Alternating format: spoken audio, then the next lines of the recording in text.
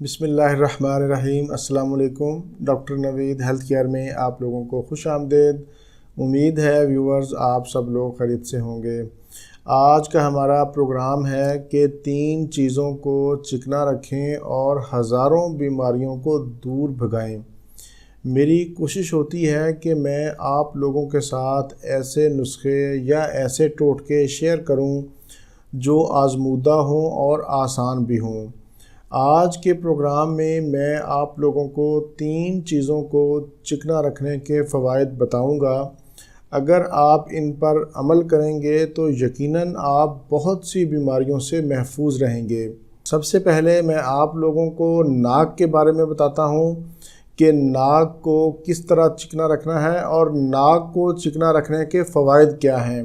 سب سے پہلے تو اگر آپ کا ناک بند رہتا ہے، آپ لوگوں کو چھینکیں آتی ہیں یا آنکھوں سے پانی بہتا ہے، ایسا سر درد جو کسی دوائی سے ٹھیک نہ ہوتا ہو یا چکر آتے ہوں، ڈپریشن، بے چینی، اعصابی کھچاؤ، ٹانگوں میں درد، ذہنی پریشانی، نظر کی کمزوری، جلد کی خشکی، خارش اور ایسے مریض جن کو مرگی کے دورے پڑتے ہوں، یا ایسے خواتین و حضرات جو وقت سے پہلے بوڑھا نہیں ہونا چاہتے، اپنے آپ کو خوبصورت بنانا چاہتے ہیں، وہ اپنے ناک کو کم از کم دن میں 2 ٹائم صبح شام اندر سے ضرور چکنا کریں۔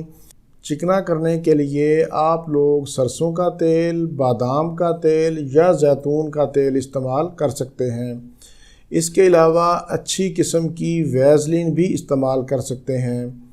انگلی کو تھوڑا سا آئل یا ویزلین لگا کر ناک کے دونوں سوراخوں کے اندر لگائیں۔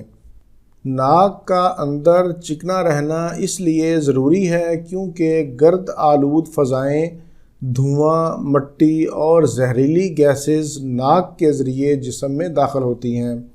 ہمارا ناک بالکل خشک ہوتا ہے، اگر یہ چکنا ہوگا تو زہریلے مادوں کے اثرات نہیں ہوں گے۔ دوسرے نمبر پر میں ذکر کرتا ہوں ناف کا۔ ناف ہمارے جسم کا بہت ہی اہم حصہ ہے۔ جتنا یہ حصہ اہم ہے اتنا ہی ہم نے اس کو اگنور کیا ہے۔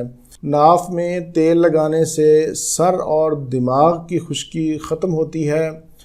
آنکھوں کے آگے اندھیرا آنا، چکر آنا، بھولنے کی بیماری، یادداشت کی کمزوری، ایسے مریض جن کے منہ میں چھالے نکلتے ہوں، ہونٹ پک جاتے ہوں، جسم کی سستی، نفسیاتی بیماریاں یا چہرے کی خوبصورتی میں اضافہ کرنے کے لیے ناف میں تیل کا لگانا بہت ہی اہم اور مفید ہے۔